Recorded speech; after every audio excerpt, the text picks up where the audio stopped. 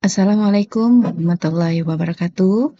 Kali ini saya akan membahas bagaimana organisasi di Indonesia dapat mendorong keberagaman di tempat kerja dan menjaga diskriminasi sekaligus tetap menjaga produktivitas serta keadilan dalam rekrutmen dan promosi. Nah, pernahkah kita membayangkan seorang pelamar kerja dengan pengalaman yang baik, tetapi ditolak hanya karena satu baris lowongan yang bertuliskan usia maksimal 30 tahun? Atau kandidat perempuan yang tidak dipertimbangkan untuk promosi manajerial hanya karena asumsi dia akan segera menikah atau cuti melahirkan? Sebenarnya di Indonesia ini adalah negara majemuk. Semboyan kita Bhinneka Tunggal Ika, namun di dunia kerja kita masih sering menjumpai diskriminasi implisit seperti ini, di mana batas usia yang kaku, referensi gender atau bias latar belakang. Pandangan sederhana saya, di mana keberagaman bukan hanya sekadar etika atau kuota, tetapi keberagaman adalah strategi bisnis yang mendorong inovasi dan produktivitas. Ada dua langkah konkret untuk mendorong keberagaman dan mencegah diskriminasi ini. Yang pertama itu rekrutmen berbasis keterampilan. Harus menghapus kriteria non-esensial dari lowongan kerja, usia yang tidak relevan, foto, dan juga status pernikahan. Dan harus fokus pada portofolio serta tes kompetensi. Ini sejalan dengan Undang-Undang Ketenagakerjaan Nomor 13 Tahun 2003 pada Pasal 5 dan Pasal 6 yang menjamin kesempatan kerja yang sama tanpa diskriminasi.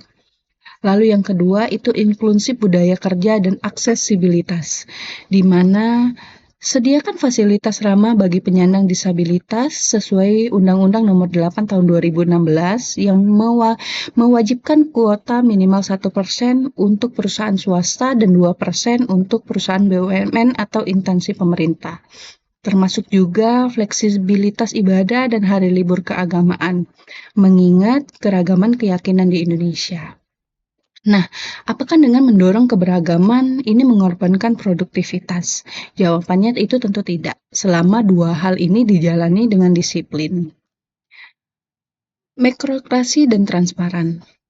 Ini proses yang pertama, promosi jabatan berdasarkan KPI yang terukur dan penilaian 360 derajat yang menggabungkan masukan atasan, rekan, dan bawahan itu bukan berdasarkan favorit atau nepotisme semata. Namun yang kedua, itu pelatihan kesadaran bias secara berkala bagi manajer dan tim HR agar keputusan yang diambil secara rasional bukan berdasarkan asumsi yang tidak disadari. Satu catatan penting, di mana keberagaman tanpa sistem yang adil berisiko menjadi tokenisme, merekrut sekedar demi kuota tanpa memberi ruang untuk berkembang. Karena itu, keberagaman dan meritokrasi harus jalan beriringan. Nah, contoh yang ada di Indonesia itu salah satunya Bank Danamon, di mana Bank Danamon ini meluncurkan program Dayatra atau magang 6 bulan khusus penyandang disabilitas, di mana setiap peserta itu didampingi oleh mentor karyawan yang telah dilatih khusus. Sehingga inklusi berjalan terstruktur bukan sekedar formalitas. Ini menunjukkan bahwa program keberagaman yang serius membutuhkan sistem yang jelas bukan sekedar slogan semata. Jadi, bisakah organisasi di Indonesia ini mendorong keberagaman sekaligus menjaga produktivitas dan keadilan? Jawabannya tentu bisa, selama keduanya saling menguatkan bukan saling meniadakan. Dengan rekrutmen yang menghapus bias ketidakrelevanan ini, aksesibilitas yang inklusif, sistem promosi yang transparan, dan pelatihan kesadaran bias yang konsisten, keberagaman menjadi bahan bakar utama bagi inovasi dan kemajuan perusahaan. Organisasi yang adil bagi semua orang adalah organisasi yang paling siap bersaing di masa depan. Demikian yang bisa saya sampaikan. Terima kasih atas perhatiannya. Wassalamualaikum warahmatullahi wabarakatuh.